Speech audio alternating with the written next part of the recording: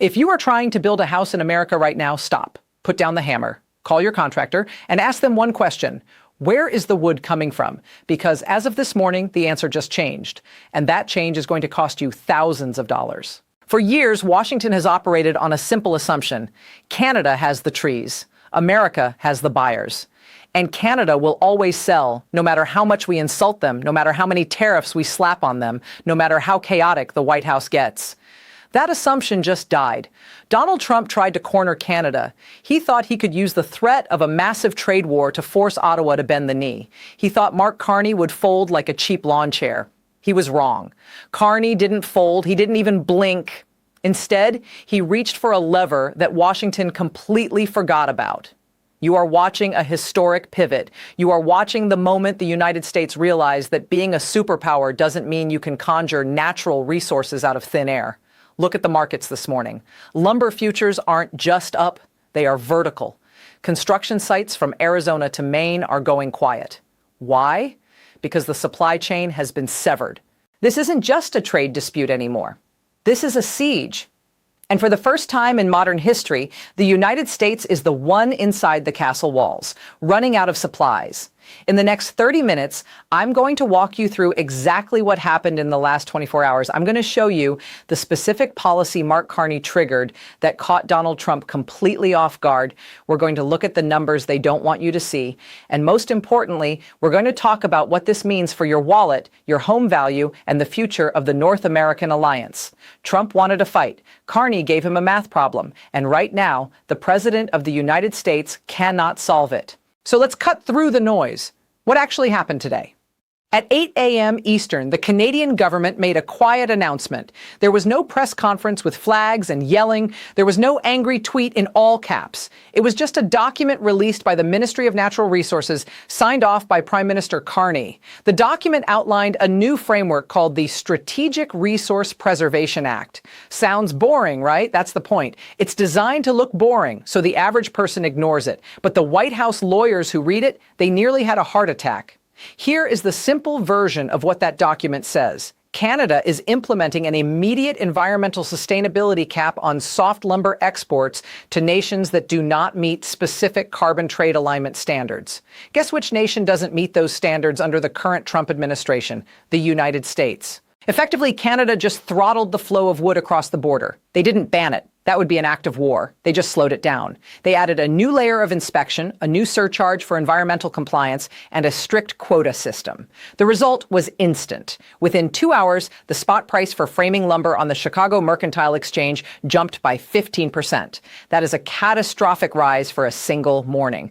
By noon, major U.S. home builders, we're talking about the massive companies that build subdivisions in Texas and Florida, paused their purchasing orders. They literally stopped buying because they don't know what the price will be next week. Trump responded exactly how you'd expect. He took to Truth Social. He called Carney a radical environmentalist and a disaster for the North. He threatened to slap a 100% tariff on Canadian energy in retaliation. But here's the thing about screaming at a forest fire. It doesn't put the fire out.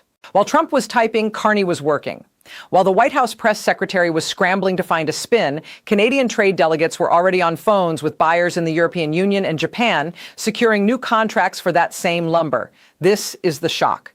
Trump thought he had leverage. He thought, Canada needs us to buy their wood. But Carney just proved that Canada has other options. And America? America needs the wood. We don't have a backup. We cut down our own forests decades ago or protected them in parks. We rely on Canadian spruce and pine to frame our houses, to build our apartments, to renovate our kitchens. By slowing that flow, Carney just reached into the American economy and squeezed the housing market until it popped. You might be thinking, is it really that bad? Isn't this just political theater? Let's look at the receipts. I want to show you 3 specific pieces of evidence that prove this is not a drill. This is a full-blown economic counteroffensive. Receipt number 1, the inventory reports. Look at the data coming out of the National Association of Home Builders. Even before this morning, inventory for softwood lumber was tight. That's industry speak for we barely have enough. The U.S. imports roughly 30% of its lumber. Almost all of that, over 80% of imports, comes from Canada. There is no other country on earth that can can fill that gap. We can't get it from Russia. They're sanctioned. We can't ship it from Brazil. The wood type is wrong for our building codes. So when Canada says we are capping exports by 20% this month, that mathematically guarantees a shortage. You cannot build 80% of a house. You build the whole house, or you build nothing. Receipt number 2, the green premium clause. This is the genius of Carney's move. He didn't call it a tariff. If he called it a tariff, Trump could sue under the USMCA trade agreement. Instead, Carney labeled it an environmental sustainability surcharge. He framed it as protecting Canadian forests from over-harvesting due to foreign demand. Legally, this is brilliant. It ties Trump's hands. If Trump complains, he has to argue that Canada doesn't have the right to protect its own environment. It forces the U.S. into a courtroom battle that will take years. Meanwhile, the prices stay high today. Carney is using international climate law as a shield to deflect Trump's trade attacks. Receipt number 3, the ports of Vancouver and Montreal. We have satellite imagery and shipping logs confirming that volume at Canadian ports bound for the U.S. has dropped, while volume bound for Asian markets is ticking up. This isn't a threat for next year. The ships are turning now. There was a leaked memo, reports are circulating from Ottawa sources, that Carney's office instructed major timber firms to diversify aggressively 6 months ago. They were preparing for this. They knew Trump would escalate. While Trump was holding rallies talking about how he would crush Canada, Canada was building a lifeboat, and now they've launched it. Look at the chart for lumber futures. Again, that spike isn't speculation. That is panic. That is the sound of American construction companies realizing they are about to lay off thousands of workers because they don't have the 2x4s to frame a living room. This is the part of the story where we have to talk about Donald Trump's psychology. Trump operates on a very specific model of negotiation: escalation dominance. He believes that if he is louder, scarier, and more aggressive, the other side will eventually crack. It worked on weak Republicans. It worked on some disorganized companies. But it is failing spectacularly against a G7 nation led by a central banker. Trump is losing control because he doesn't understand the weapon being used against him. He understands tariffs. He understands taxes. He understands insults. He does not understand systemic risk. Mark Carney is a former governor of the Bank of England and the Bank of Canada. He understands the plumbing of the global economy better than anyone in Trump's cabinet. He knows that the U.S. economy is currently fragile. Inflation is down, but interest rates are still hurting people. The housing market is the one thing keeping the U.S. consumer afloat. By targeting lumber, Carney is targeting the most sensitive nerve in the American body politic, the cost of living. Trump screams, "America first!" But when the price of a new home goes up by $30,000 overnight because of a lumber shortage, voters don't care about slogans. They care that they can't afford to move. And Trump has no countermove. Think about it. What can he do? Can he invade Canada for wood? No. Can he force American companies to cut down national parks? That would take years of lawsuits. Can he buy wood from Europe? Sure. But the shipping costs would make it even more expensive than the Canadian wood. Trump is trapped. He threatened Canada with a 25% universal tariff. Carney looked at that threat, calculated the cost, and decided to preemptively strike the U.S. supply chain. It's a judo move. Carney is using Trump's own aggression against him. The more Trump threatens, the more Canada claims it needs to diversify away from an unstable partner. Every time Trump tweets a threat, he validates Carney's argument that Canada needs to sell its wood to Japan, to Germany, to the UK. Trump is effectively the best salesman for Carney's strategy. He is proving to the Canadian public that they cannot rely on the U.S., which gives Carney the political cover to do hard things. You can see the panic in Washington. The Commerce Department is holding emergency meetings. They are trying to figure out if they can subsidize lumber purchases. But you can't subsidize what doesn't exist. If the wood isn't crossing the border, money doesn't fix it. We need to take a moment to appreciate the difference in leadership styles here, because it explains why this is happening. Trump is transactional. He thinks in 24-hour news cycles, win the day, dominate the headline. Carney is structural. He thinks in 10-year cycles, change the system, dominate the reality. When Carney makes a move like this, it's not emotional. You didn't see him get on TV and scream. You didn't see him call Trump names. Carney's approach is what diplomats call quiet lethality. He frames everything as a technical necessity. We are simply managing our carbon inventory. We are ensuring the long-term viability of the Canadian forestry sector. It sounds polite. It sounds Canadian. But make no mistake, it is a ruthlessly efficient way to kneecap an opponent. By wrapping this economic attack in the language of environmentalism and sovereignty, Carney makes it very hard for the rest of the world to side with Trump. Europe isn't going to condemn Canada for protecting its forests. The UN isn't going to sanction Canada for managing resources. Carney has built a coalition of silence. The world is watching Trump flail, and nobody is stepping in to help him. Why would they? They prefer Canada's wood going to them anyway. This is the adult in the room strategy. While the child throws a tantrum and breaks toys, the adult quietly locks the door and turns off the Wi-Fi.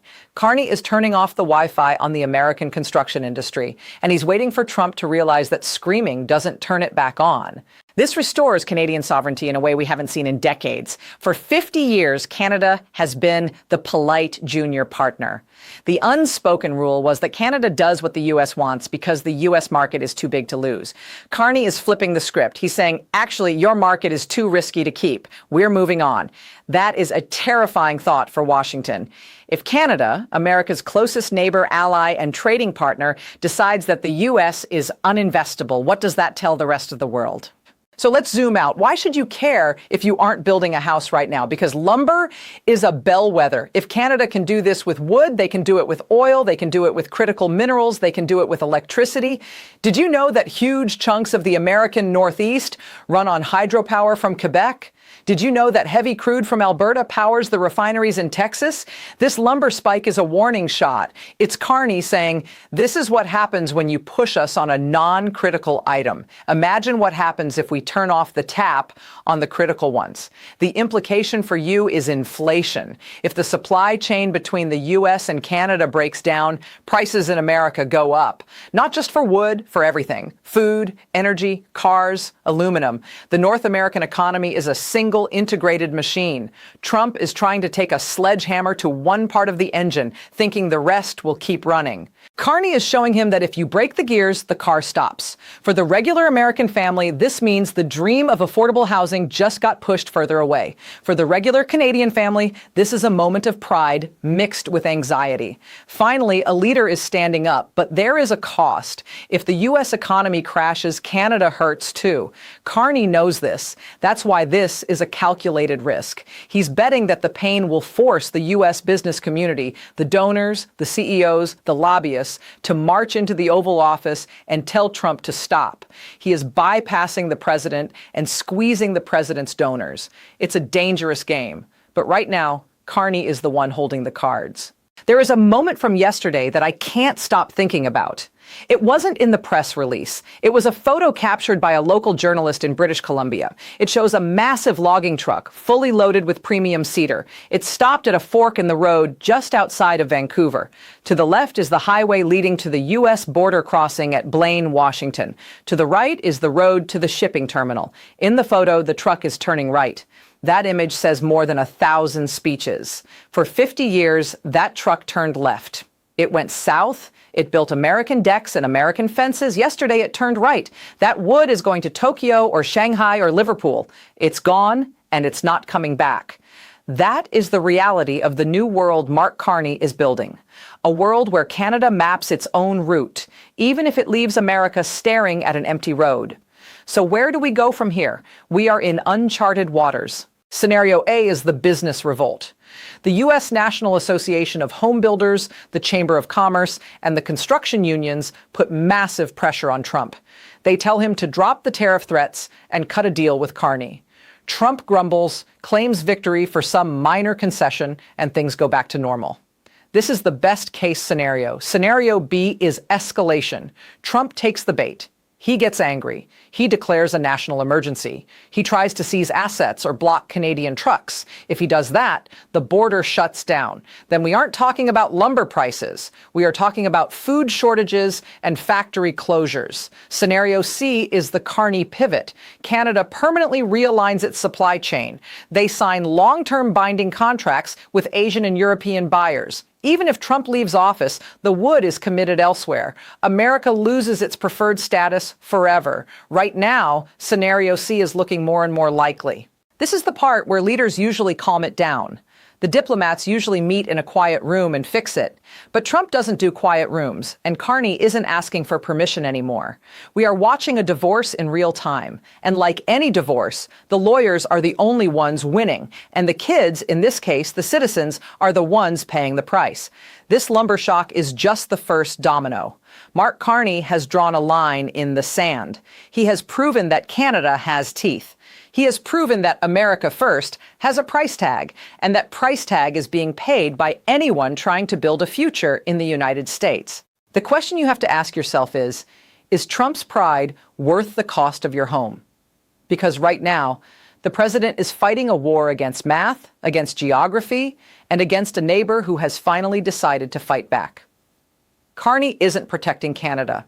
He's daring Trump to realize how much America actually needs its friends. Do you think Trump will back down, or is he going to double down and crash the market? Drop your take below.